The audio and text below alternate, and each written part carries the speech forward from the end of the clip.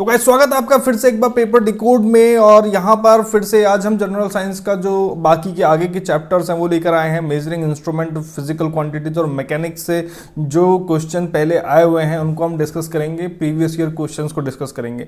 तो समय नहीं लेंगे ज़्यादा, पिछली बार की तरह यहाँ पर भी फटाफट से शुरुआत करेंगे और आगे बढ़ेंगे। तो 100 क्वेश्चन पहले कर चुके थे, 100 से आगे बढ़ते हैं। चलिए आगे चलते हैं। Question number 101, what instrument aids in detection of heart beat. देखो हार्ट बीट डिटेक्शन के लिए कौन सी डिवाइस यूज होती है, तो वो है स्टेथोस्कोप। जो डॉक्टर लगाता है ना आपके सीने पे, उसे स्टेथोस्कोप ही बोलते हैं, जिससे डॉक्टर आपकी हार्ट बीट जो है वो फील कर पाता है। आगे चलते हैं 102 नंबर, name the instrument used by physicians to measure blood pressure. देखो ब्लड प्रेशर के लिए कौन सी डिवाइस यूज की जाती है, ये एक इंपॉर्टेंट क्वेश्चन है। ठीक है, अभी हमने इससे पहले पूछा हार्ट बीट, लेकिन अब हम बात कर रहे हैं ब्लड प्रेशर की। तो ब्लड प्रेशर के लिए जो जिस डिवाइस का यूज होता है वो है स्फिग्मोमैनोमीटर। ये ब्लड प्रेशर के लिए यूज होता है। इंपॉर्टेंट क्वेश्चन है, लोग कंफ्यूज होकर स्टेथोस्कोप पे टिक कर जाते हैं, जबकि वो गलत आंसर है। अगर मैं बात करूं इकोकार्डियोग्राम की यानी कि ईसीजी की, तो ये यूज होता है इलेक्ट्रिकल सिग्नल, हार्ट से जो इलेक्ट्रिकल सिग्नल निकलते हैं उनको मेजर करने के लिए। और स्पायरोमीटर की मैं बात करूं तो स्पायरोमीटर का यूज होता है स्पायरोमीटर का यूज होता है कि आप कितनी एयर इनहेल कर पा रहे हैं और एक्सहेल कर पा रहे हैं, ये मेजर करने के लिए। ठीक है, आगे बढ़ते हैं अगले क्वेश्चन पे। Which of the following does not match. ठीक है, कंपास का यूज होता है फॉर नेविगेशन एंड इंडिकेट्स, ये सही है बिल्कुल। ठीक है, यहां पर बात करें साइक्लोट्रॉन की, मेजर स्मॉल मैग्नीट्यूड साइक्लोन्स, तो ये गलत है। साइक्लोन क्या होता है, आपने 11th-12th में पढ़ा होगा, ये एक कॉम्पैक्ट पार्टिकल एसेलरेटर होता है जो रेडियो एक्टिव आइसोटोप्स को एसेलरेट करता है, प्रोड्यूस करता है, जिनका यूज इमेजिंग प्रोसीजर में किया जाता है। ठीक है, बाकी तो आप एक्टिनोमीटर की बात करें तो इंटेंसिटी ऑफ रेडिएशन मेजर करने के लिए ये सही है। इलेक्ट्रोस्कोप की बात करें तो detects the presence of electric charge, ये इलेक्ट्रिक चार्ज की प्रेजेंस को फाइंड आउट करता है। ठीक है, तो साइक्लोन यहां पे गलत था, साइक्लोन को आप चेक कर लीजिएगा। Which instrument is used to detect the presence of electric charge, अभी पीछे पड़ा इलेक्ट्रोस्कोप। ठीक है, सही है। आगे बढ़ते हैं। What does a hygrometer measure? Hygrometer क्या मेजर करता है, तो हाइग्रोमीटर क्या है, जो एटमॉस्फेयर है उससे ह्यूमिडिटी को मेजर करता है। एक होता है कैलोरीमीटर, एक होता है कैलोरीमीटर। ठीक है, आप जहां कंफ्यूज हो सकते हैं बता रहा हूं। कैलोरीमीटर क्या करता है, अमाउंट ऑफ हीट को मेजर करता है, अमाउंट ऑफ हीट। ठीक है, तो आप ध्यान रखिएगा, hygrometer humidity, calorimeter amount of heat को मेजर करता है। A lie detector apparatus is also known as, lie detector apparatus को किस और नाम से जाना जाता है, तो ये आंसर है आपका पॉलीग्राफ। ठीक है, पॉलीग्राफ के नाम से जाना जाता है, यानी कि लाई डिटेक्टर में पॉलीग्राफ का यूज किया जाता है। सिस्मोग्राफ की बात करें तो सिस्मोग्राफ का सिस्मिक वेव्स को मेजर करने के लिए यूज किया जाता है। पोलैरीमीटर का यूज लिया जाता है एंगल ऑफ रोटेशन, जो कि पोलराइज्ड लाइट के थ्रू होता है, उसको मेजर करने के लिए। और बैरोग्राफ का यूज किया जाता है एटमॉस्फेरिक प्रेशर को यूज करने के लिए। ठीक है, एटमॉस्फेरिक प्रेशर को यूज करने के लिए। आगे बढ़ते हैं। Which of the following is a lie detector machine. अभी हमने बात करी पॉलीग्राफ के बारे में, तो पॉलीग्राफ इसका सही आंसर है। बार बार ये क्वेश्चन पूछा जा रहा है, कभी एनटीपीसी में तो कभी ग्रुप डी में, याद रखिएगा। और लाई डिटेक्टर का कई बार सीरियल में भी जिक्र होता है, इसलिए इस तरीके के क्वेश्चन आपसे पूछ लिए जाते हैं। आगे चलते हैं। Which instrument is used to show the direction of flow of current in circuit? अगर आपने प्रैक्टिकल किए हो 11th-12th में, तो गैल्वेनोमीटर का यूज किया जाता है, जो आपको बताता है कि डायरेक्शन इस डायरेक्शन में करंट है या फिर इस डायरेक्शन में करंट है, जो आपको ये बताता है। तो करंट की डायरेक्शन के लिए हमेशा गैल्वेनोमीटर का यूज किया जाता है। एमीटर का यूज किया जाता है करंट की वैल्यू को मेजर करने के लिए, करंट की वैल्यू को मेजर करने के लिए। वोल्टमीटर वोल्टेज को मेजर करने के लिए। और रियोस्टेट की बात करें तो ये रेजिस्टेंस को एडजस्ट करने के लिए यूज किया जाता है। ठीक है, आगे बढ़ते हैं। Which of the following device is used to measure relatively high temperature such as are encountered in furnace. ठीक है, जो ब्लास्ट फर्नेस होती हैं, जो भट्टी होती हैं, उसमें बहुत ज्यादा तापमान होता है। ठीक है, उसमें बहुत ज्यादा तापमान होता है, तो वहां के टेम्परेचर को मेजर करने के लिए किस डिवाइस का यूज किया जाता है, वहां पे थर्मामीटर फेल है भाई, वहां पे पायरोमीटर का यूज किया जाता है। पायरोमीटर, PYROMETR, इसका यूज किया जाता है हाई टेम्परेचर को मेजर करने के लिए, जैसे ब्लास्ट फर्नेस वगैरह हो गए। आगे बढ़ते हैं। Which device is used in submarine to see thing above the level of sea. ठीक है, सबमरीन होती है ना, ये समंदर होता है, ये नीचे पनडुब्बी होती है, इसमें से एक डिवाइस निकली होती है जिससे पनडुब्बी के, जिसमें समंदर के नीचे से समंदर के ऊपर का देखा जा सकता है, तो उसे बोलते हैं पेरिस्कोप। पेरिस्कोप बोलते हैं, पेरिस्कोप याद रखिएगा, पेरिस्कोप। आगे चलते हैं, which instrument is use to measure atmospheric pressure. अभी हमने पीछे बात करी थी, बैरोमीटर का यूज किया जाता है एटमॉस्फेरिक प्रेशर मेजर करने के लिए। इसके बाद which among the following device is use to measure the atmospheric pressure. फिर से आ गया बैरोमीटर, बार बार आ रहा है, याद कर लेना बैरोमीटर को, बैरोमीटर एटमॉस्फेरिक प्रेशर। ओके आगे बढ़ते हैं, question number 113, which device is use to see the sun. Sun को आप किस डिवाइस की हेल्प से देख सकते हैं, तो वो है भैया हेलिस्कोप। हेलिस्कोप की हेल्प से आप सन को, सन की सरफेस को आराम से देख सकते हैं। ओके आगे चलते हैं, पोटेंशियोमीटर क्या है, आपने प्रैक्टिकल करे होंगे तो आपको पता रहेगा। अगर आप 12th स्ट्रीम से हैं तो ये एक मेजरिंग इंस्ट्रूमेंट है, एक बड़ा सा इंस्ट्रूमेंट होता है, उस पर वायर होते हैं और उसमें आप एक मेजरिंग इंस्ट्रूमेंट की हेल्प से अलग अलग वेरिएबल रेजिस्टेंस आप मेजर करते हैं, तो एक मेजरिंग इंस्ट्रूमेंट है पोटेंशियोमीटर। आगे बढ़ते हैं, from which device is the electric current measured. Electric current को किस डिवाइस की हेल्प से मेजर किया जाता है, तो सीधी सी बात है इलेक्ट्रिक करंट को एमीटर की हेल्प से मेजर किया जाता है, वोल्ट मीटर की हेल्प से वोल्ट। ठीक है जी, आगे बढ़ते हैं, एमीटर इज क्या है, एमीटर क्या है, is connected in series to the circuit. Ammeter को सीरीज में ज्वाइन किया जाता है, बिल्कुल सही है, ठीक है, ये सीरीज में लगाया जाता है। वोल्ट मीटर पैरेलल में लगाया जाता है, तो भैया पहला तो सही है। Must have the following legitimate resistance, बिल्कुल एक लेजिटिमेट रेजिस्टेंस की जरूरत पड़ती है एमीटर को रीडिंग देने के लिए। ड्रॉ लेस पावर, बिल्कुल कम पावर कंज्यूम करता है, इसलिए ऑल आवर यानी कि फोर्थ ऑप्शन इसका ओके होगा, फाइन होगा, यानी कि फोर्थ ऑप्शन इसका करेक्ट होगा। आरआरबी जेई का क्वेश्चन है, ध्यान रखिएगा। What does stalagmometer use to measure, तो देखो स्टेलेग्नोमीटर जो होता है ना, ये आपका सरफेस टेंशन को मेजर करने के लिए किया जाता है, ठीक है, ये ध्यान रखिएगा। स्टेलेग्नोमीटर का यूज सरफेस टेंशन को मेजर करने के लिए किया जाता है। अगला क्वेश्चन क्या रहा है, odometer is an instrument which is used in motor vehicle for measuring distance को मेजर करने के लिए ऑडोमीटर, कितने किलोमीटर आपकी गाड़ी चल रही ये देखने के लिए ऑडोमीटर उसमें लगाया जाता है। इसे कई बार मिलोमीटर भी कहते हैं, मिलोमीटर, MILOMETER, मिलोमीटर भी कहते हैं, तो आप इसको ध्यान रखिएगा। ये इलेक्ट्रॉनिक भी होते हैं, ठीक है, इलेक्ट्रॉनिक आजकल डिजिटल आ रहे हैं ना, जिसमें नंबर आते हैं, ये नंबर बताता है, और ये आपके मैकेनिकल भी होता है जिसमें सुई आती है, ठीक है। आगे बढ़ते हैं, ऑडोमीटर इन व्हीकल मेजर्स डिस्टेंस, भैया हो गया। आगे चलो, विच instrument in use for measuring distance travelled by vehicle, odometer use किया जाता है। आगे पीछे कैसे भी ऊपर नीचे पूछ सकता है सवाल, लेकिन बार बार घुमा के अलग अलग पेपर अलग अलग शिफ्ट में आ रहा है। Which of the following speed of flow measuring instrument is area meter, which of the following speed of flow measuring instrument, देखो speed of flow measuring instrument की बात कर रहा है, इज एरिया मीटर, तो रोटामीटर इसका आंसर है, rotameter. Rotameter measuring instrument एक ऐसा मीटर है जिसे एरिया मीटर भी कहा जाता है। इसके बाद बात करते हैं टैकोमीटर की। टैकोमीटर क्या होता है भाई, देखो कितना इंपॉर्टेंट क्वेश्चन है, कितनी जगह पूछा गया है, आरआरबी जेई में पूछा गया है, सीनियर सेक्शन इंजीनियर में पूछा गया है, एनटीपीसी में पूछा गया है। और टैकोमीटर अगर आपको नहीं पता तो आपका नंबर गया। टैकोमीटर का यूज होता है आरपीएम को मेजर करने के लिए, ठीक है, टैकोमीटर का यूज होता है आरपीएम को, यानी कि रोटेशन पर मिनट, रोटेशन को मेजर करने के लिए। एयरप्लेन में, ऑटोमोबाइल में, कार में, बस में ये टैकोमीटर का यूज किया जाता है। इसके बाद मल्टीमीटर की बात करते हैं। मल्टीमीटर कंसिस्ट ऑफ, मल्टीमीटर में क्या क्या होता है, देखो मल्टीमीटर से आप वोल्ट मीटर, करंट मीटर, ओम मीटर सब कुछ होता है। इससे रेजिस्टेंस भी पता लगा सकते हो आप, करंट और वोल्टेज सब कुछ पता लगा सकते हो, ये आप ध्यान रखिएगा, आरआरबी जेई का क्वेश्चन है।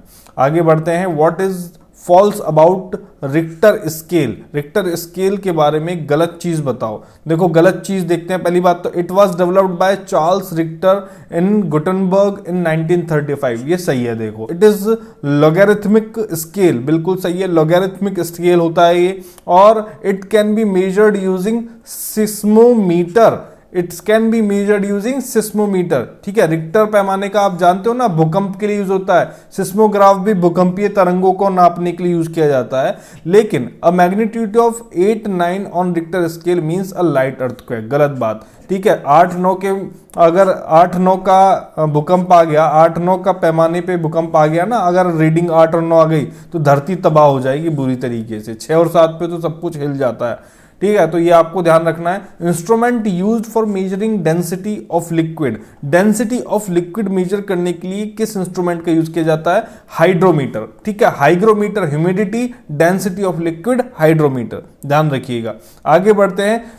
विच instrument in use to discovering the things, लग रहा है मुझे, थिंग्स इन वाटर। और जब भी पानी में किसी चीज को ढूंढा जाता है ना, तो सोनार वेव का यूज करके किया जाता है। सोनार वेव भेजी जाती है, जब ये टकरा के वापस आ जाती है तो ये पता लग जाता है कि हाँ ठीक है, यहाँ पर कोई चीज है। तो सोनार वेव का यूज किया जाता है पानी के अंदर। आगे चलते हैं, अगला सवाल है इको लोकेशन इन शिप्स। ठीक है, अब शिप से रिलेटेड आपके पास अपरेटस या फिर मटेरियल थिंग्स आ रही हैं, तो इनको ध्यान दीजिएगा। Echo location in ships is used for measuring, क्या मेजर करने के लिए किया जाता है? पानी की डेप्थ मेजर करने के लिए किया जाता है। ठीक है, ध्यान रखिएगा, इको लोकेशन का यूज पानी की डेप्थ मेजर करने के लिए किया जाता है। और इसका प्रिंसिपल भी वही होता है जैसे सोनार वेव के थ्रू हम डिस्टेंस का पता लगाते हैं या फिर थिंग्स का पता लगाते हैं, तो ये भी वही चीज होती है। तो सोनार को आप कह सकते हैं इको लोकेशन का एक टाइप बोल सकते हैं। Sonar is a type of echo location. ठीक है, ये क्वेश्चन कई बार पूछ लेता है, तो आप इको लोकेशन और सोनार में रिलेट कर पाए, इसलिए मैंने आपको बताया। 128 question, dash is type of echo location. Sonar, देखो अभी मैंने आपसे कहा था और अभी अगला में ही सवाल आ गया। ठीक है, 2018 में सवाल आ गया।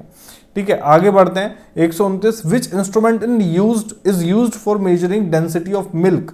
डेंसिटी ऑफ मिल्क आप किससे पता लगाते हैं? लैक्टोमीटर। ठीक है, लैक्टोमीटर, दूध वाले इसका यूज लेते हैं कई बार, आप देख सकते हैं इसमें। आगे चलने पर हमें क्वेश्चन मिलता है volt meter is used for measuring, voltage measure करने के लिए यूज किया जाता है वोल्ट मीटर का। विच instrument is used for measuring voltage. ठीक है, विच instrument is used for measuring voltage, तो वोल्ट मीटर का ही यूज दिया जाता है वोल्टेज मेजर करने के लिए, इसमें कोई शक वाली बात नहीं है। गैल्वेनोमीटर का यूज क्या किया जाता है, कहां किया जाता है? डायरेक्शन ऑफ करंट देखने के लिए, तो ये आपको याद रखना है, गैल्वेनोमीटर डायरेक्शन ऑफ करंट। आगे चलते हैं, आगे चलने पे which of the following in use to detect current in a circuit. Galvanometer का यूज किया जाता है, गैल्वेनोमीटर की हेल्प से ही आप करंट की डायरेक्शन का पता लगाते हैं। ठीक है, आगे बढ़ते हैं। Which is used for measuring speed of motor, motor की जो स्पीड है उसको पता लगाने के लिए आप किस डिवाइस का यूज लेते हैं? तो सीधी सी बात है, स्पीडोमीटर आपको उसमें मिलता है। ठीक है, टैकोमीटर से आप आरपीएम पता लगाते हैं। आगे चलते हैं, ammeter electric current, ammeter electric current, ohmmeter, ohmmeter क्या करता है? तो ओमीटर आपका रेजिस्टेंस फाइंड आउट करेगा। ठीक है, तो रेजिस्टेंस, ओम से पता लगता है कि रेजिस्टेंस की बात हो रही है, तो रेजिस्टेंस आप यहां पे लगा देंगे। विच instrument is used for measuring power and speed of wind. देखो ये एक बहुत अच्छा सवाल है, कई लोगों को नहीं पता होता। लैक्टोमीटर अभी दूध से संबंधित है, स्पीडोमीटर आप जानते हैं कि अभी हमने ऑटोमोबाइल की बात करी, थर्मामीटर से आप टेम्परेचर नापते हैं, तो एनीमोमीटर की बात बची यहाँ पे, तो एनीमोमीटर ही यहाँ पे सही आंसर होगा इसका। तो यहाँ पे तो कोई कंफ्यूजन था ही नहीं, लेकिन अगर सेम से भी नाम दे दिए जाएं तो आप पता लगे रखिएगा कि पावर एंड स्पीड, हवा की, विंड की पावर ऑफ स्पीड जो है एनीमोमीटर से नापी जाती है। आगे बढ़ते हैं, which of the following can be measured temperature without touching to object.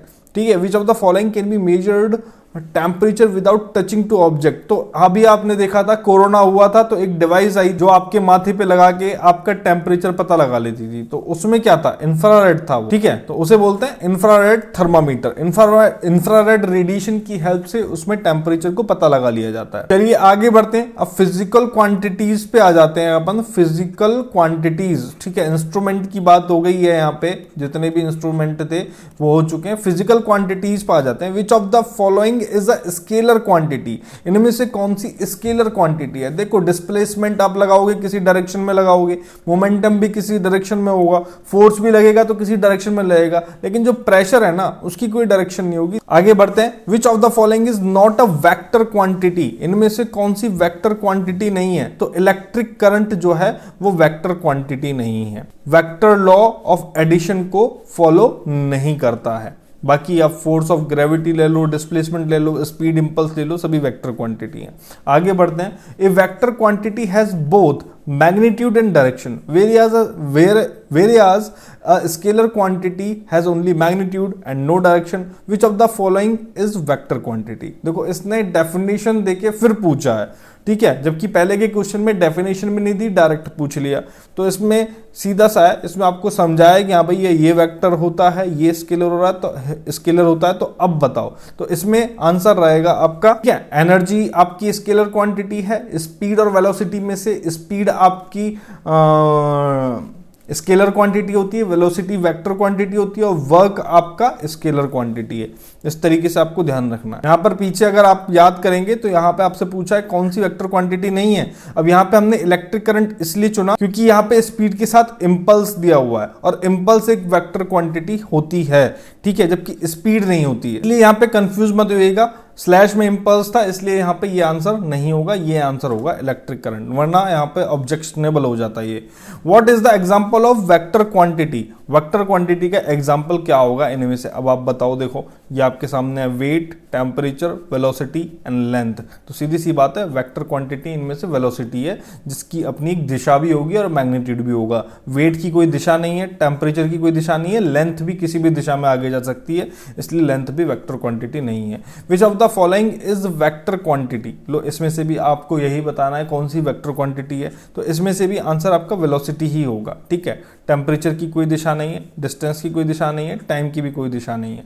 आगे बढ़ते हैं। What is the following has both direction and magnitude? यानी कि मैग्नीट्यूड और डायरेक्शन का मतलब है कि वो वेक्टर क्वांटिटी है। सीधा से इसने पूछा वेक्टर क्वांटिटी इनमें से कौन सी है।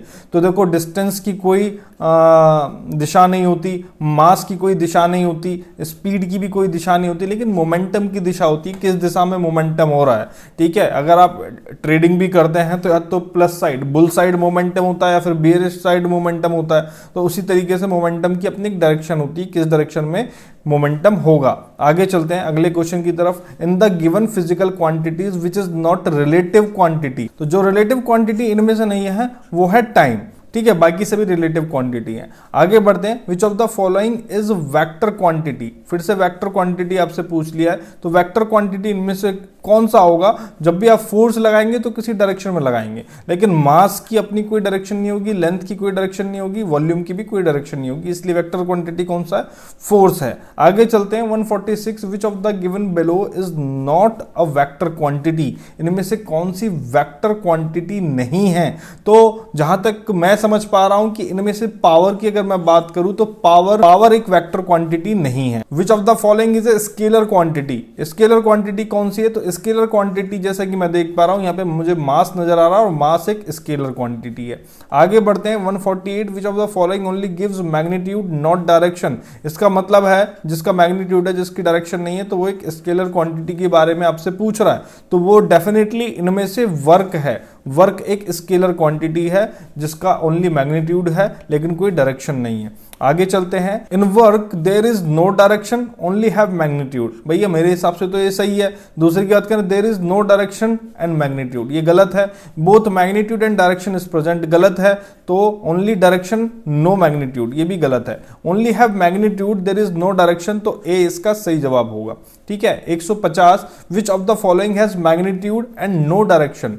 ठीक है, इनमें से किस में मैग्नीट्यूड है लेकिन डायरेक्शन नहीं है, यानी कि ये भी स्केलर क्वांटिटी की बात कर रहा है। तो यहाँ पे वर्क डिफाइंड है पहले से ही, वर्क ऑप्शन है, तो वर्क ही इसका फाइनल आंसर है। इसके बाद अब हम चल रहे हैं अगले चैप्टर की तरफ जिसमें मैकेनिक्स की बात करेंगे। हम मैकेनिक्स की बात करेंगे और मैकेनिक्स में भी वर्क को पहले लेके चलेंगे। वर्क पर आप देख रहे हैं कुछ क्वेश्चन आ चुके हैं, तो वर्क को ही लेके चलेंगे, ठीक है। तो मैकेनिक्स में सबसे पहला क्वेश्चन है, which of the following can do more work? More का मतलब है यहाँ पे मैक्सिमम वर्क, ठीक है। तो यहाँ पे मैक्सिमम वर्क सिर्फ एक ही कर सकता है, ए बुलेट फायर्ड बाय गन, ठीक है, जिसमें सबसे ज्यादा काम यहाँ पे होता आपको नजर आएगा, ठीक है। मूविंग स्टोन भी, इसमें भी इतना वर्क नहीं होगा, रोटेटिंग व्हील में भी नहीं होगा, रेज्ड हैमर में भी, हथौड़ा उठाए में भी नहीं होगा, लेकिन bullet fired by the gun में सबसे ज्यादा वर्क किया जाएगा क्योंकि सबसे ज्यादा लंबी दूरी यहाँ पे तय होगी। 152। A force of 20 Newton displaces an object through 2 meter and does a work of 20 joule. The angle between the force and displacement is, ठीक है। पिछले वीडियो में मैंने आपको एक वर्क डन का फॉर्मूला बताया था, F S कॉस थीटा। ठीक है, तो यहां पे आपको फोर्स दिया हुआ है 20 न्यूटन। ओके, यहां पर आपको दिया हुआ है डिस्टेंस 20 मीटर। ओके, और यहां पे एंगल आपसे पूछ रहा है, तो यहां पे कॉस थीटा का कॉस थीटा रहेगा, लेकिन यहां पे वर्क डन आपको दिया हुआ है 20 जूल।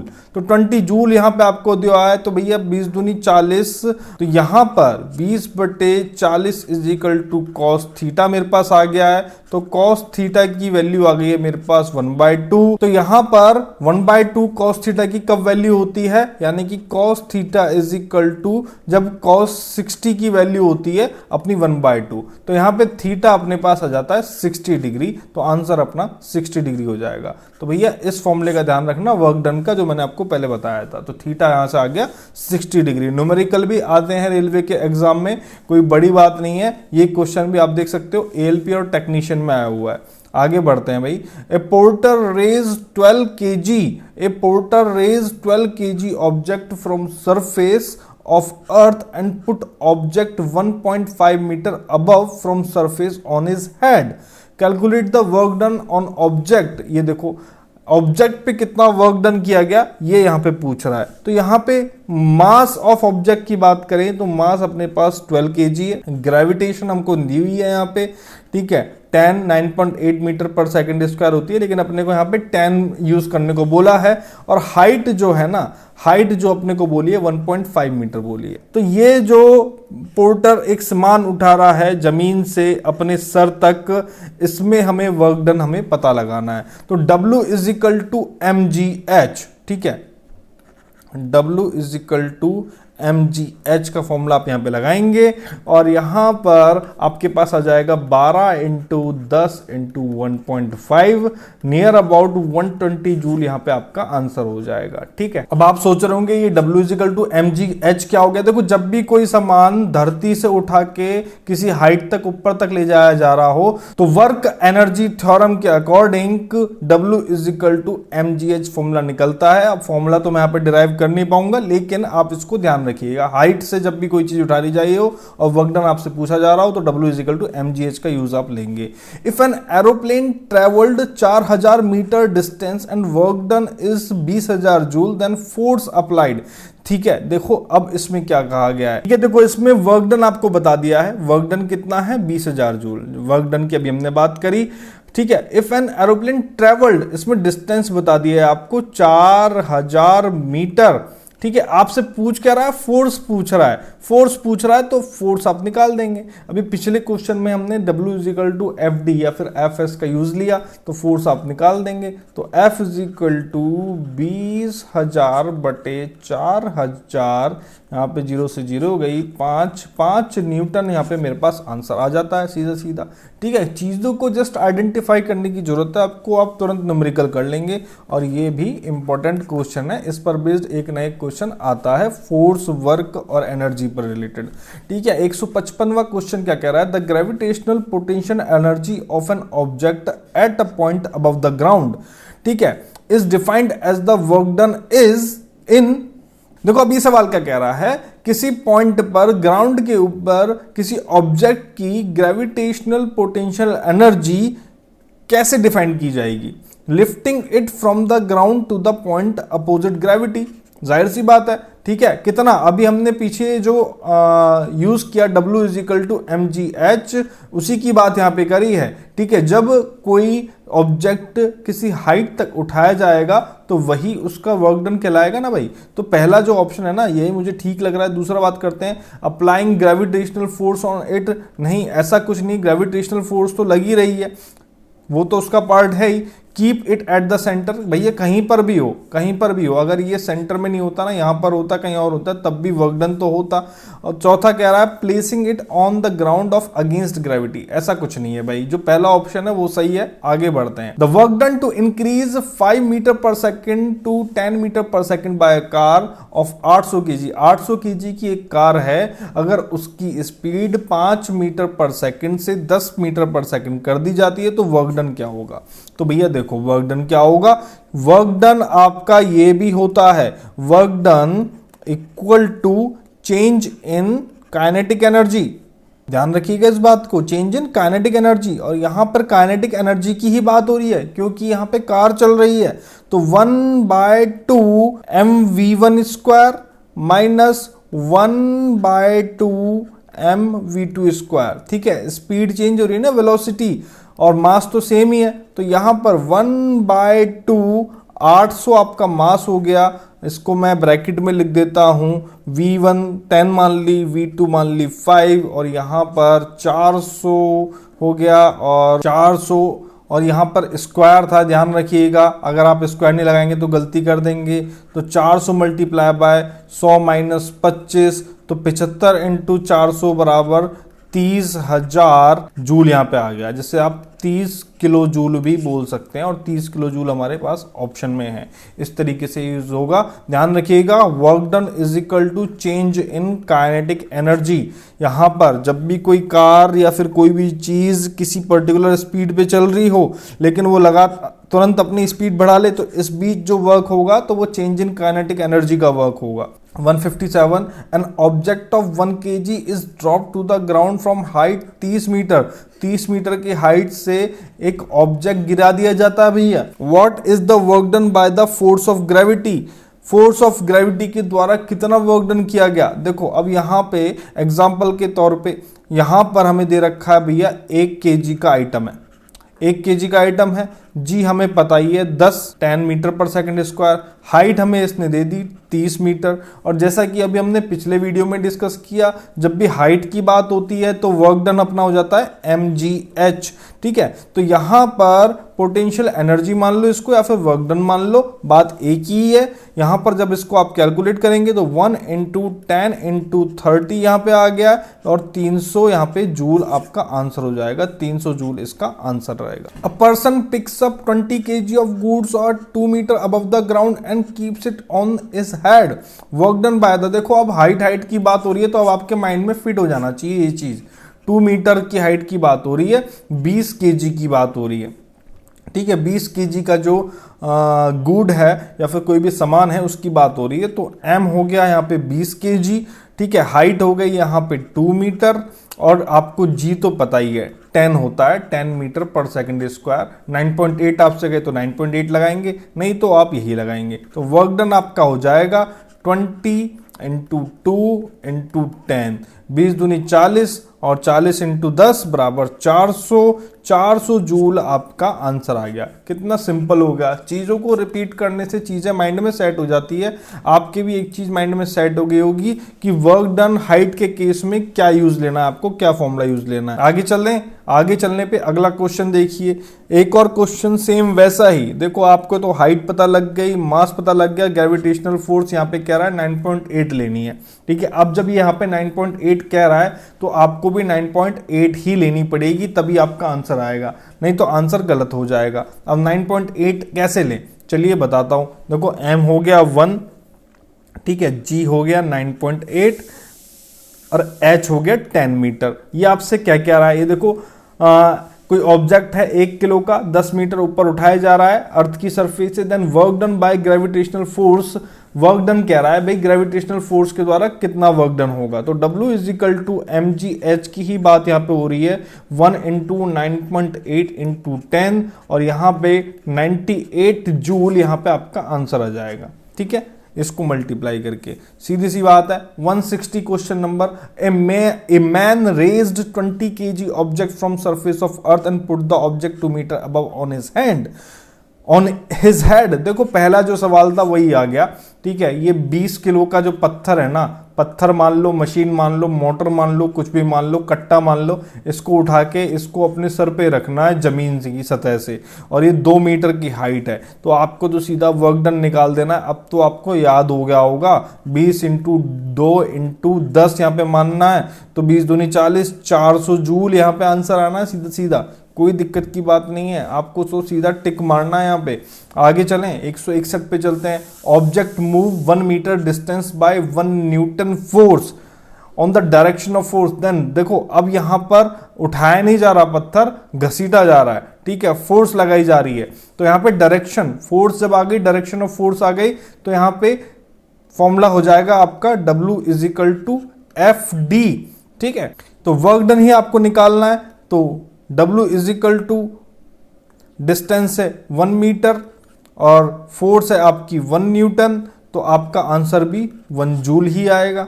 अब आप सोच रहे होंगे कि यार कॉस थीटा का क्या हुआ। देखो थीटा क्या होता है, जब भी ऐसे पैरेलली यहाँ पे कोई चीज चलाई जा रही है, फोर्स दी जा रही है, तो थीटा आपका 0 डिग्री रहेगा और कॉस 0 की वैल्यू जो होती है ना वो 1 होती है, इसलिए यहाँ पे कॉस 0 की वैल्यू यहाँ पे 1 होगी, तो 1 इंटू 1 इंटू 1 1 जूल होगा। तो इस तरीके से थोड़ा टेक्निकलिटीज का ध्यान रखना है और आंसर आपका 1 जूल हो जाएगा। 162 पे चलते हैं। देखो अगला क्वेश्चन क्या कह रहा है, work done bye a man standing on a platform, standing move नहीं कर रहा है, होल्डिंग 10 kg सूटकेस। देखो जब भी कोई चीज खड़ी है ना, एक जगह पे कोई चीज खड़ी हुई है, अब कितनी देर खड़ी रहे, जब तक वो मूव नहीं करेगी तो कैसा वर्क डन, तो सीधी सी बात है 0 जूल इसका आंसर होगा।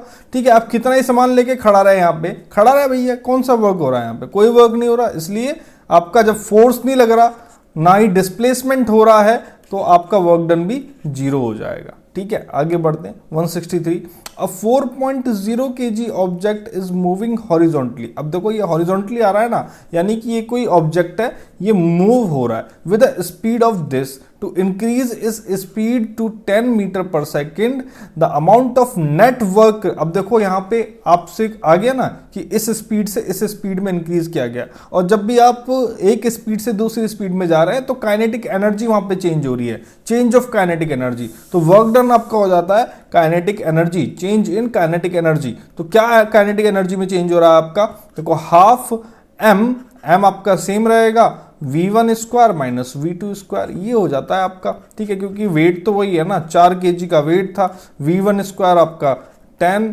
Square minus 5 square. ठीक है, तो यहां पर आपका हो गया 1 बाय, यहां पे आप इसको 2 निकालो और यहाँ पे 75 आएगा आपका 150, तो 150 आपके पास यहाँ पे आंसर हो जाता है। भैया 150 जूल है क्या ऑप्शन में, 150 जूल है ऑप्शन में, और 150 जूल ही आपका आंसर हो जाता है। इस तरीके से आप निकालेंगे। 164th क्वेश्चन पे चलते हैं। 164th क्वेश्चन कह रहा है, ए ball weighing 0.1 kilogram is dropped from stationary position when it falls from a distance of 2 meter, then what will be the work done by the force of gravity। देखो एक ball गिरी है, ठीक है, अपनी इस पोजीशन में 2 मीटर डिस्टेंस पे, 2 metre पे, तो ग्रेविटेशनल फोर्स से कितना वर्क डन होगा ये आपसे कह रहा है। देखो तो सीधी सी बात है, W is equal to mgh ही यहाँ पे काम करेगा। मास आपको दे रखा है 0.1 और ग्रेविटी है 10 और हाइट है 2, तो सीधा सा इसको लगा दो, आंसर आ जाएगा। यहाँ पे अगर आप देख सकते हो, यहाँ पे आपको बोला नहीं है कि 10 यूज देना है या फिर 9.8 लेना है, लेकिन मैं जैसा कि एनालाइज कर पा रहा हूँ यहाँ पे आंसर 10 की में नहीं है, 9.8 में है, तो भैया आप यहाँ पे 9.8 यूज ले लो, तो यहां पर आपके पास आंसर आ जाएगा 1.96 जूल, जो कि आपका आंसर है ये। इस तरीके से आपको निकालना है। तो हाइट के मामले में तो W is equal to mgh और काइनेटिक एनर्जी के मामले में चेंज ऑफ काइनेटिक एनर्जी। देखो अगला क्वेश्चन क्या कह रहा है, 165, अच्छा क्वेश्चन है, ध्यान से देखना। When the force exerted on object, किसी ऑब्जेक्ट पे अगर कोई फोर्स लगाया जाता है, then the work done is 0। ठीक है, तो डिस्प्लेसमेंट क्या होगा, देखो जब कितना ही फोर्स लगा रहा हो लेकिन अगर कोई चीज नहीं हिल रही ना, तो डिस्प्लेसमेंट भी आपका 0 होना चाहिए, तभी वर्क डन 0 है। ठीक है, यानी कि अगर मान लो ये कोई सामान है, इस पे आप फोर्स लगा रहे हो लेकिन ये हिल नहीं रहा, 0 डिस्प्लेसमेंट है, तो वर्क डन भी 0 ही कहलाएगा, भैया आपने कुछ काम ही नहीं किया। तो इस तरीके से आपको ये लॉजिकली समझना इंपॉर्टेंट क्वेश्चन है। देखो फिर से वही चीज आ गई, a boy raises a box with a weight of 120 newton through a height of 2 metre. देखो एक बॉय एक बॉक्स उठा रहा है 120 न्यूटन वेट का, ठीक है, इस बार इसका वेट दे दिया है, 2 मीटर हाइट तक उठा रहा है, तो वर्क डन पूछा है। तो देखो वर्क डन हमें पता है W is equal to mgh होता है, लेकिन हम यहाँ पे जब वेट की बात कर रहे हैं ना, तो वेट जो होता है वो हमारा मास इंटू ग्रेविटी होता है। ठीक है, जैसे वेट जो होता है अपना, ये होता है अपना मास इंटू ग्रेविटी, तो ये जो mg दिया हुआ है ना हमें, ये है अपना 120। ठीक है, 120 इंटू हाइट कितना है ये, तो यहाँ पे ये कंफ्यूज करने के लिए दिया हुआ है 240 जूल, यहाँ पे आंसर आ जाएगा। देखो F is equal to ma और W is equal to mg, ये मैंने आपको बताया है, ये एक्सेलरेशन होता है और ये एक्सेलरेशन ड्यू टू ग्रेविटी होता है। ठीक है, आगे बढ़ेंगे। Capacity of doing work done is known as, ठीक है, किसी काम को करने की क्षमता क्या कहलाती है? एनर्जी, और इसकी एसआई यूनिट होती है जूल। और अगर मैं बात करूं वर्क एंड एनर्जी की तो बोथ आर स्केलर क्वांटिटी, ठीक है, ध्यान रखना। आगे बढ़ते हैं 168, if the value of work is positive then the kinetic energy of the body, ठीक है, अगर वर्क करने की जो वैल्यू है वो पॉजिटिव है तो काइनेटिक एनर्जी क्या होगा? Increase his energy. देखो डिक्रीज करेगी नहीं, वैल्यू जीरो होगी नहीं, सेम रहेगी नहीं, क्योंकि आप वर्क करने की जो वैल्यू है वो बढ़ा रहे हो तो जाहिर सी बात है कि ना एनर्जी बढ़ेगी। आगे चलते हैं, which of the following position is no work done, किस पोजीशन में कोई काम नहीं हो रहा? Kapil stands with a weight of 10 kg on his shoulder, ठीक है। सचिन वॉक्स 4 किलोमीटर, 4 किलोमीटर चलता है, काम होगा। The porter carries weight from a bus to car, बस से कार पे जा रहा है, वर्क डन होगा।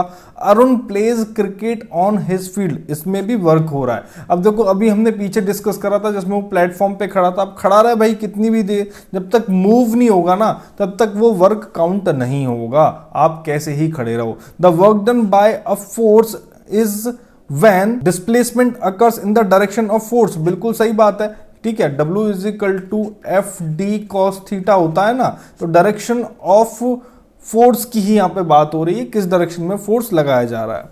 इसके बाद बात करते हैं which of the following activities can be said to have work done, इनमें से क्या ऐसा हो रहा है कि हाँ ठीक है सब वर्क डन कर रहे हैं या नहीं कर रहे हैं? हर्ष इज रीडिंग बुक, ठीक है। Pinky is walking on a flat road with a book on her head, ठीक है। Shruti is sitting on chair, Khushi is pushing the wall of the house but fails to do it. देखो पहले में देखो किताब पढ़ना कोई वर्क डन है? नहीं है। दूसरे में देखो पिंकी इज वॉकिंग, वॉक कर रही है तो ये अपने आप में वर्क डन हो गया, अब अपने सर पे बुक रखे या फिर कुछ भी रखे। श्रुति इज सिटिंग ऑन चेयर, तो ये कोई वर्क डन नहीं है। और खुशी दीवार को हिलाने की कोशिश कर रही है लेकिन हिल नहीं पा रही, तो भैया ये कोई वर्क डन काउंट नहीं होगा। ओके चलिए आगे बढ़ते हैं। तो यहाँ पे अब सवाल है, a porter lifts 500 newton up to a distance of 100 metres, work done by the porter is. देखो यहाँ पे चीजों को फाइंड आउट करना बहुत जरूरी है, एक अप इस पूरी दिशा को बदल देगा। देखो यहाँ पे क्या है, W is equal to F D cos theta से आप देखिए, क्योंकि ये अप यहाँ पे आया है तो यानी कि एफ डी कॉस 90 यहाँ पे वर्क हो रहा है। कितना ही वजन हो, डिस्प्लेसमेंट कितना ही हो, लेकिन 90 डिग्री के एंगल पे अगर ये हो रहा है तो ये पूरी वैल्यू को जीरो कर रहा है, तो इसलिए वर्क डन यहाँ पे जीरो होगा, क्योंकि पोर्टर सिर्फ इसी डायरेक्शन में मूव हो रहा है। इसलिए यहाँ पे जो आंसर हो जाएगा वो हो जाएगा आपका सी, 0 न्यूटन। आगे बढ़ते हैं, in which of the following work is not done. देखो एक windmill raising the water from well, ठीक है, एक कुएं से एक विंड मिल पानी निकाल रही है। A donkey put a weight on his back, ठीक है, एक गधे ने अपनी कमर पर कुछ वजन रख रखा है। सुमन इज स्विमिंग अ पुल और a engine is pulling a train. देखो इसमें भी वर्क डन हो रहा है, इसमें भी वर्क डन हो रहा है और इसमें भी वर्क डन हो रहा है। गधा कितनी ही देर अपनी जगह पे अपने कंधे पे सामान रख के खड़ा रहा है, लेकिन जब तक नहीं हिलेगा वर्क डन नहीं कहलाएगा, इसलिए बी इसका राइट आंसर है। ठीक है, तो आपको मूव करना जरूरी है, change in velocity, change in displacement, change in angle होना जरूरी है, तभी आपका मूव होना कहलाएगा। ठीक है, तो बी राइट आंसर है। आगे बढ़ते हैं, efficiency of work is known as, work की एफिशिएंसी को ही बोलते हैं एनर्जी। कार्य करने की दक्षता, कार्य करने की क्षमता को ही एनर्जी ही बोला जाता है। If the work done is zero, if the work done is zero then the angle between force and displacement will be 90 degree होगा भैया, क्योंकि cos 90 की जो वैल्यू होती है ना वो जीरो होती है, और W is equal to F D cos theta में अगर ये जीरो हो जाएगा तो वर्क डन अपने आप जीरो हो जाएगा। तो आपको यहाँ पे ध्यान देना है कि 90 होगा, सीधा देखते ही। 20 newton force is acting on a body, 20 newton का फोर्स लग रहा है एक बॉडी पे, body moves 4 metre in direction of applied force, then work done is. ठीक है, तो यहां पर सीधी सी बात है, अब आप अच्छे से समझ सकते हैं कि यहां पर क्या हो रहा है। ठीक है, किसी डायरेक्शन में लग रहा है तो work is equal to F D cos theta. ठीक है, और यहाँ पर अगर मैं F की बात करूँ तो 20 न्यूटन है, D की बात करूँ तो 4 मीटर है। cos 0 यहाँ पे हो जाएगा क्योंकि लीनियरली यहाँ पे लग रहा है, कोई एंगल नहीं बताया गया है, तो 20 चौक 80 जूल यहाँ पर मेरा आंसर हो जाएगा, 80 जूल। अब यहाँ पे देखो सभी 80 दिए हैं, लेकिन यहाँ पे आपकी ये भी पहचान ली गई है कि आपको यूनिट पता है नहीं पता है, तो इस तरीके से आपका यहाँ पे ये आंसर निकलेगा। ठीक है, आगे बढ़े। आगे बढ़ने पे अगला सवाल आप देखिए, a worker takes 15 kg object and put the object 1 metre above on his head from the surface of earth, then work done by the worker is. ठीक है, तो देखो W is equal to mgh की हम बात करेंगे। अपने sir पे रख लिया इसने उठा के, अगर अपने सर पे रख ही लिया है तो देखो मास है आपका 15, ग्रेविटी इसने सवाल ने बोली है 10 यूज लो, और h है 1 मीटर, तो 150 जूल यहाँ पे मेरे पास आंसर आ गया। ठीक है, फटाफट से निकालना है, अगर आपको चीजें पता होती है तो समय नहीं लगता है। ठीक है, आगे बढ़िए। 178वां सवाल है, work present if there, work कब होगा, जब वहां पर फोर्स होगी। ठीक है, W is equal to FD cos theta, force होगी तभी यहां पे आपका कुछ काम होगा, ताकत लगाओगे तभी कुछ काम होगा, वरना नहीं होगा। ओके, आगे बढ़ाएंगे सवाल को। If displacement is horizontal to the applied force then work done is positive होगा भैया, पॉजिटिव होगा, सीधी सी बात है। देखो W is equal to FD cos theta, अगर ये आपका पॉजिटिव है तो आपका वर्क डन भी पॉजिटिव ही होगा, कोई दिक्कत वाली बात ही नहीं है। ठीक है, which of the following work done does not depend on, देखो W is equal to FD cos theta, सीधा सीधा आप तो इसी को लेकर चलो।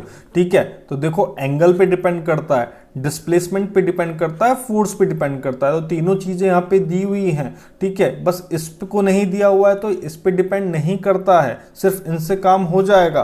तो यहाँ पर आपका बी ही सही आंसर है। और वेरी वेरी इंपॉर्टेंट क्वेश्चन, ऐसे क्वेश्चन आपको मिलेंगे देखने को। विच of the following the work done bye a body does not depend on, देखो फिर से आ गया, फिर से आ गया है। तो अब देखो ये किस रेस्पेक्ट में पूछा जा रहा है, अप्लाइड फोर्स नजर आ रहा है यहाँ पे। ठीक है, angle between force and displacement नजर आ रहा है यहाँ पे, और यहाँ पर डिस्प्लेसमेंट भी नजर आ रहा है। इनिशियल वेलोसिटी ऑफ ऑब्जेक्ट से कोई लेना देना नहीं है वर्क डन का, तो सीधा आंसर यहाँ पे 181 का आपका हो जाएगा ए। आगे चलते हैं, अगला अपने पास एक न्यूमेरिकल आ गया भैया, a worker raise 10 kg object from ground, और देखो फिर से वही चीज आ गई है, 10 kg का पत्थर उठाया है 1.2 मीटर डिस्टेंस पे, और जी आपको बताई है। W is equal to mgh, calculation कर लो, 10 × 10 × 1.2। ठीक है, तो यहाँ पे आ गया है आपका 120 जूल। ठीक है, सही है, आगे बढ़े, आगे बढ़ो। ठीक है, work known as force into displacement, जैसे कि हम शुरुआत से FD cos थीटा करते हुए आ रहे हैं। ठीक है, बल इनटू बल का विस्थापन किया हुआ दूरी, तो इसी को वर्क डन बोलते हैं। The work done by an object is 56 joule and applied force on object is 7 newton. लो भाई, अब तो क्या ही दिक्कत है, इसमें जस्ट आपको ये कह दिया है। ठीक है, वर्क डन है आपका 56, फोर्स है आपका 7, और डी आपसे पूछा है तो 7 8 56, तो डी आपसे 8 मीटर आ गया है। कोई शक वाली बात होनी नहीं चाहिए इसमें, तो सिंपल क्वेश्चंस हैं जो आपके सिंपल तरीके से आ रहे हैं। हार्ड कब लगते हैं न्यूमेरिकल, जब हम इनकी प्रैक्टिस नहीं करते हैं। तो सी आपका आंसर हो गया। 185 पे चलते हैं। 10 Newton force is working on a object. ठीक है, 10 न्यूटन का फोर्स वर्क कर रहा है, ऑब्जेक्ट डिस्प्लेस रखा है 5 मीटर पे, अप्लाइड फोर्स पूछी है। ठीक है, इन the direction of applied force, work done पूछा है, तो सीधी सी बात है, देखो वर्क डन पूछा है, F दे रखा है और आपको डिस्प्लेसमेंट भी दे रखा है। एंगल की जरूरत नहीं है क्योंकि डायरेक्शन आपको 0 डिग्री मान के चल रहे हो आप, तो 50 जूल यहाँ पे आपके पास आंसर हो जाएगा। 185 का सी आंसर हो गया। If force F equal to 0 then work done, ठीक है, लो भैया, जब फोर्स ही 0 हो जाएगा तो वर्क डन भी तो 0 ही होगा, इसमें तो कोई शक वाली ही बात नहीं है। इसमें ऐसे सवालों में कुछ भी सोचने की जरूरत नहीं है। ठीक है, a porter picks up 12 kg of good from ground and place it on in head 1.5 metre above the ground, then work done then work on the goods to be done by him. देखो यहाँ पे porter वगैरह सब दिया हुआ है लेकिन direction नहीं दी हुई है। जब डायरेक्शन देते हैं तब वहां पे दिक्कत होती है। पहले एक सवाल आया था जिसमें अप बोला था, तो अप में परपेंडिकुलर डायरेक्शन हो गई थी, तो जो 90 डिग्री की वजह से सब कुछ जीरो हो गया था। अब यहाँ पे कोई डायरेक्शन नहीं है, यहाँ पे तो भैया पोर्टर है 12 kg का पत्थर उठा रहा है, जो भी उठा रहा है और अपने सर पे रख रहा है, ठीक है, सर पे रख रहा है, तो वर्क डन क्या होगा, तो W इजिकल टू mgh ही होगा भैया वर्क डन। तो 12 इंटू 10 इंटू हाइट कितनी है 1.5, तो यहां से निकाल लो आप कितना आएगा, यहां से आ जाएगा आपका 180 जूल, ठीक है, 180 joule is the right answer. आगे बढ़िए 188 पे, the force of 25 Newton is working on object that object is moved in direction of force by. अब देखो यहाँ पे अब डायरेक्शन जब आती है ना तो W is equal to FD cos theta का काम होता है। देखो फोर्स यहाँ पे दे रखी है 25, डायरेक्शन डिस्प्लेसमेंट यहाँ पे दे रखा है 5 और डायरेक्शन आपको पता ही है cos 0 1, तो 25 पंजे 125 जूल यहाँ पे आंसर होता है। देखो कितना ज्यादा ये क्वेश्चन हो रहा है और ग्रुप डी में बहुत ज्यादा संभावना रहती है इस क्वेश्चन के आने की, क्योंकि उसमें फील्ड वर्क ज्यादा होता है ना, तो ये क्वेश्चन आना ही आना होता है। ग्रुप डी का सबसे फेवरेट क्वेश्चन है, ये आएगा ही आएगा। अगर आप ग्रुप डी की तैयारी करो तो इस तरीके के क्वेश्चन को जरूर देखें। When a man pushes a wall, ठीक है, but fails to displace it does not any work, कोई वर्क नहीं होता भैया, कोई वर्क नहीं होता। जब आप किसी चीज को नहीं हिला पा रहे हो तो कुछ नहीं करेगा, यानी कि डिस्प्लेसमेंट जीरो हो गया ना। डिस्प्लेसमेंट जीरो होने की वजह से जो W is equal to FD cos theta वाला जो क्राइटेरिया है ना, तो D आपका जीरो हो गया तो मल्टीप्लाई होके सभी जीरो हो गया, समझे। आगे चलिए, when a person walk 4 metre with a constant force 12 newton the work done. देखो अब इसमें चलेगी ना बात, देखिए 12 न्यूटन FD कितना 4 मीटर किसी एंगल में cos 0, अब निकाल लो 12 चौक 48, 48 जूल आएगा ना, ठीक है।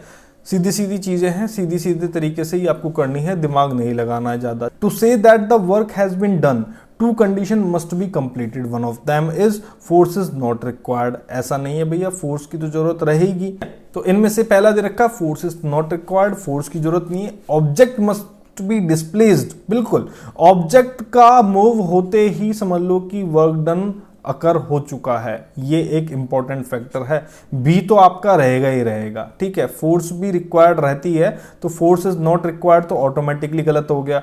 There should be no absorption and emission of energy, इसका कोई मतलब नहीं है। There should be no change in condition of object, ऐसा तो हो ही नहीं सकता। अगर ऑब्जेक्ट मूव हो गया ना तो बस आपका वर्क डन चालू हो गया, ये आप ध्यान रखेंगे। The product of force and displacement is called work, ठीक है। F into D is equal to W, okay fine है। The work is product of force and displacement of object towards the direction of force, ये सही इसकी definition है, तो इसका answer होगा C। 194, if a stationary force applied to an object, the object move in the direction of force is expressed as a result of force and displacement, it is called work done, ठीक है। कैसे आपसे आपका पहचाना जा रहा है कि भैया आपको जो डेफिनेशन है किसी चीज की वो याद है नहीं है, इस तरीके से पहचाना जाता है, तो वर्क डन को बोलते हैं भैया। आपको इतनी बार फॉर्मूला लिखा दिया, याद हो गया होगा। Work is done on a body only when it experience energy gain through a mechanical effect. नहीं भैया, जब इस पे फोर्स वर्क करेगी, जब इस पे कोई फोर्स अप्लाई होगी ना तभी ये मूव होगा और तभी वर्क होगा, तो B is the final answer, B is the right answer. What is the work done if the angle between applied force and the direction of displacement is 90 degree. देखो cos 90 की value होती है 0, तो भैया यहाँ पर भी आंसर 0 हो जाएगा, इसमें कोई शक वाली बात नहीं है, ठीक है। FD cos थीटा में लगा दो आप, तो W is equal to FD cos theta, जब ये वैल्यू यहाँ पे लगाओगे तो ये सब कुछ 0 हो गया। आगे बढ़ो, the ability of an object to do the work energy contained in an object is depend on the, देखो the ability of an object to do the work, तो यहां पर पहला ऑप्शन है अपने पास mass and volume of object, motion of object in a certain direction, state and condition of object. देखो अगर किसी ऑब्जेक्ट की स्टेट चेंज हो गई ना और कंडीशन चेंज हो गई तो कहा जा सकता है कि भैया वर्क एनर्जी उस ऑब्जेक्ट पे लगाई जा रही है, ठीक है, तो मैं समझता हूं कि सी इसका सही आंसर होगा। ठीक है, बाकी आप भी कमेंट कीजिएगा, आप भी बता सकते हैं। 10 kg of good from ground and puts it on 1.1 metre above the land on his head. देखो फिर से वही बात आ गई, 10 किलो का पत्थर उठाने में लगा हुआ है, ये 1.1 मीटर ऊंचाई पे उठा रहा है, 10 किलो का पत्थर है, और यहाँ पर 10 मीटर पर सेकेंड स्क्वायर आप जी लेके चलते हैं, तो W is equal to mgh। ठीक है, m हो गया आपका 10, g हो गया 10, और हाइट हो गई आपकी 1.1 110 जूल।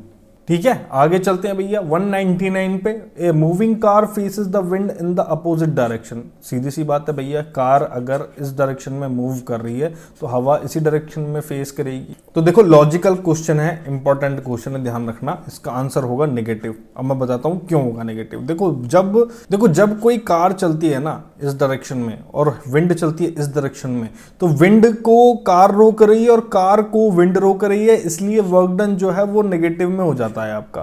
ठीक है, अब वो कैसे होता है देखो, W इज इक्वल टू, जब दोनों डायरेक्शन में यहां पर एक दूसरे से चीजें टकरा रही हैं तो जो एंगल होता है ना वो आपका 180 डिग्री होता है, 0 डिग्री नहीं होता है। तो W is equal to FD cos 180 degree आप यहां पे लगाते हैं। तो FD का तो पता नहीं है अभी, cos 180 डिग्री की जो वैल्यू होती है ना वो -1 होती है, इसलिए आपका -FD हो जाता है, इसलिए वर्क डन जो है ना वो आपका नेगेटिव हो जाता है। ये आपको ध्यान रखना है। ठीक है, this is the logic. The girl whose weight is 200 Newton climbs on a tree which height is 2 meter. What was the work done by the girl after climbing the tree? देखो अब सिंपल सी बात है। ठीक है, लड़की है, पेड़ चढ़ रही है, ये अब आपको पता है। ठीक है, हाइट की बात हो रही है, हाइट भी आपको दे रखी है, तो भैया आखिरी सवाल में इतना ज़्यादा तो परेशान होने की बात ही नहीं है। ठीक है, 200 इसकी तो यहाँ पर mg की बात हो रही है ना, यहाँ पर वेट की बात हो रही है, तो वेट यहाँ पर mg के इक्वल है, सीधी सी बात है। ठीक है, यहाँ पे अलग से आपको मास नहीं दिया गया है, वेट यहाँ पे दिया गया है, तो वेट होता है आपका mg के इक्वल, तो 200 यहाँ पे सीधा आएगा, और हाइट यहाँ पे दी हुई है 2, तो 400 जूल यहाँ पे आपका आंसर हो जाएगा। ठीक है, 400 जूल यहाँ पे आपका आंसर हो जाएगा। इस तरीके से आपको यूज करना है। बस ये रहे अपने भाई पूरे के पूरे 100 क्वेश्चन आज के। ठीक है, जो बचेंगे वो आपको कल मिलेंगे एक अगले वीडियो में। इसी तरीके से प्रैक्टिस करते रहिए, और वीडियो आते रहेंगे। फिजिक्स से रिलेटेड, मैथ्स से रिलेटेड भी आएंगे जल्दी। जनरल अवेयरनेस के भी आपके पास प्रीवियस ईयर क्वेश्चन आएंगे। तो सब्सक्राइब कर लीजिए और शेयर कर दीजिए, और फटाफट से स्लो स्पीड में, फास्ट स्पीड में तैयारी शुरू कर दीजिए। आपको इन क्वेश्चन को तैयारी कर लो, इन क्वेश्चन से बाहर कहीं कुछ नहीं जाना। चलिए, take care, bye, thank you.